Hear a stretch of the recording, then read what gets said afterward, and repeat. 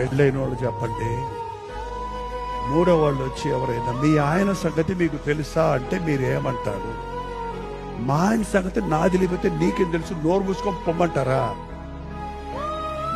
నా భార్య సంగతి నాకు తెలియకపోతే నీకేం తెలుసు, పొర అంటారా?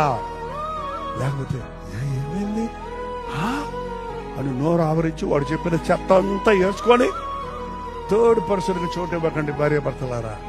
మీ అమ్మైనా సరే, వాళ్ళ అమ్మైనా సరే, వాళ్ళ నాయనైనా, మీ నాయనైనా, మాలాంటి పాస్టర్లైనా, don't intervene. Husband and wife మీ ఇద్దరు ఏక శరీరం.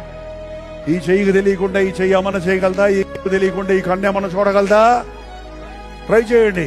ఈ కన్ను ఇటు, ఈ కన్ను ఇటు చూసేటట్టు. అలాంటి ఐక్యత ఉండాలి మీలో. అప్పుడు అపవాదికి అక్కడ చోటు ఉండదు. ఇద్దరు కలిసి ప్రార్థించండి భార్య భర్తలారా.